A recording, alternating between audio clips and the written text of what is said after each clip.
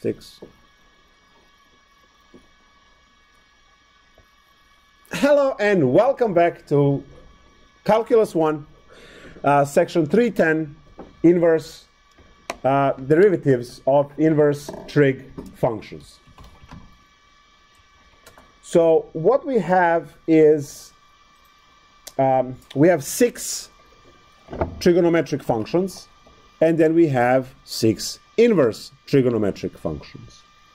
Now, the inverse of sine is not a function, but if you restrict the domain, it becomes a function. So one aspect, looking at the theory, when you have y, why is it blue? Y equals sine x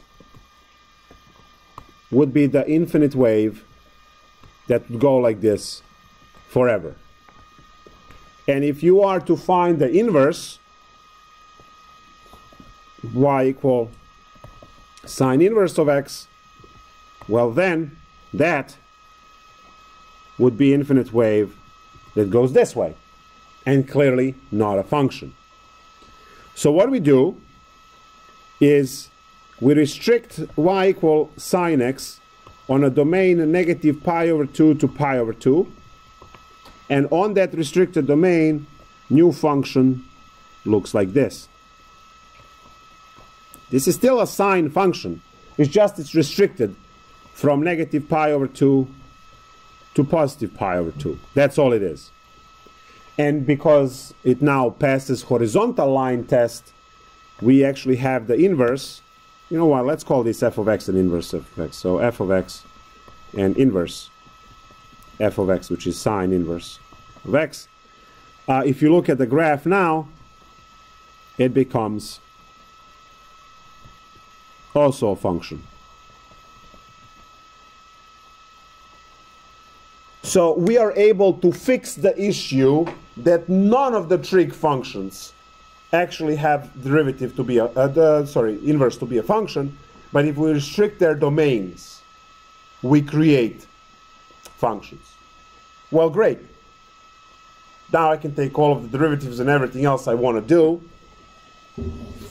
So now we have 6 inverse functions and 6 formulas. I will suggest, as you learn these formulas, to particularly pay attention to inverse tangent and inverse sine, because those are very frequent in your future courses. Calc 2 and differential equations should show up in Calc 3 here and there. So let's write all 6. Take a look at their symmetry and ways to remember, do a few examples and call it a day. It's a very short section, there's not much to it. So what is the derivative of inverse sine of x? It is 1 over square root of 1 minus x squared. And for the cosine, is the same thing except it's negative. So the cool thing is that the pairing over here will just introduce the negative sign. We'll have the same thing. So immediately the derivative of inverse cosine is negative 1 over square root of 1 minus x squared. So it looks the same. The derivative of the inverse tangent is 1 over 1 plus x squared. So what is the inverse cotangent, everyone? Yes, negative 1 over 1 plus x squared. So it's the same, it just gets a negative. And inverse secant is 1 over absolute x square root of x squared minus 1, which makes the derivative of cosecant inverse to be just negative 1 over absolute x square root of x squared minus 1. There they are.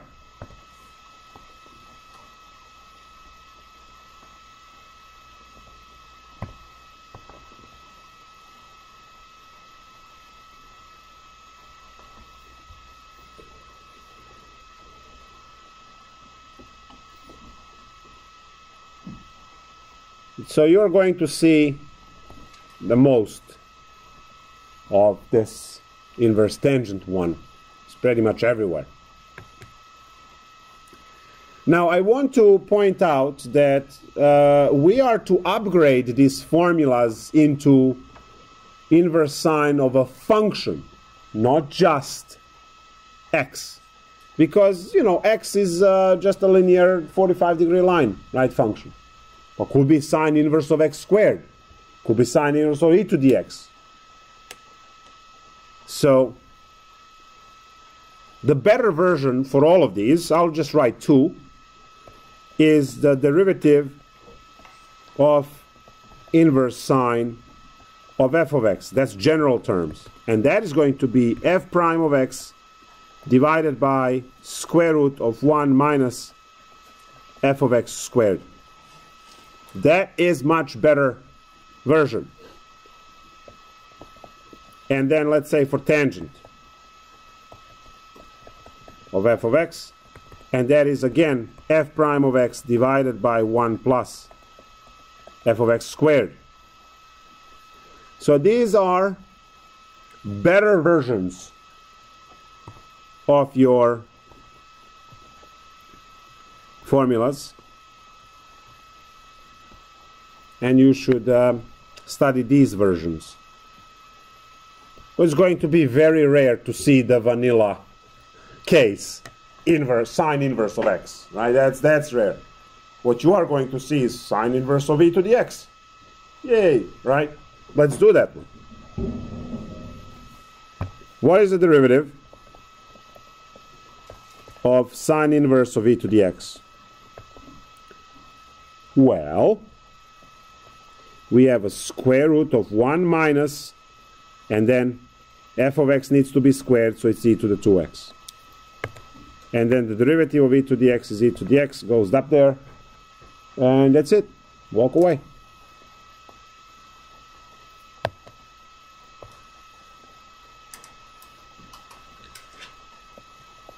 What is the derivative of tangent inverse of x cubed plus 3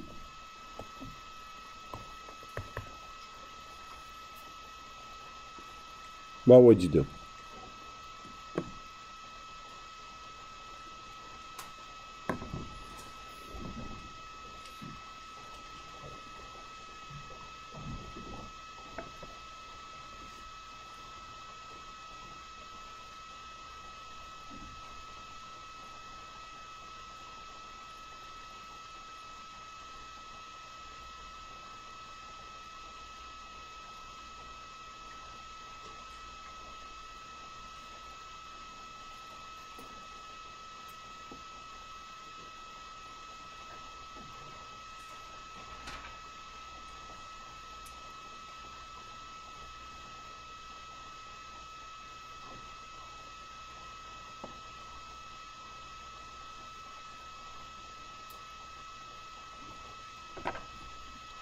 We take the derivative, so 3x squared, 1 plus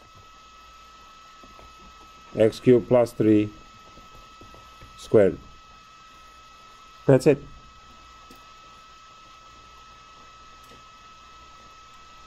That's all it is.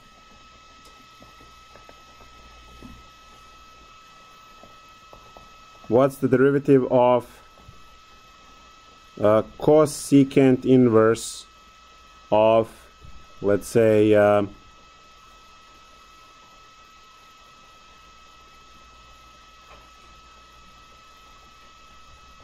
5e to the x minus x?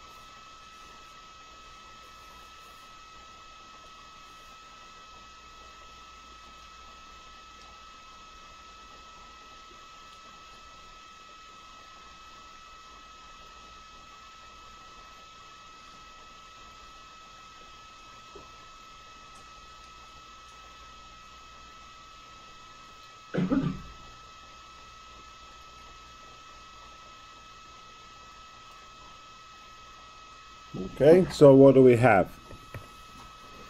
The form says that we are supposed to have an absolute value of 5e to the x minus x, that's the absolute f of x, times the square root of the function, which is 5e to the x minus x squared minus 1, and then the derivative of this on top, which is 5e to the x minus 1.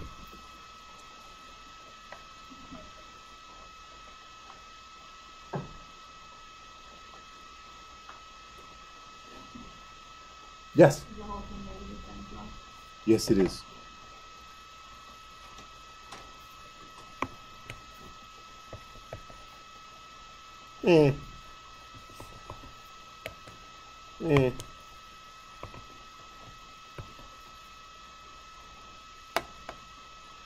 It's a cosecant, so yeah, negative.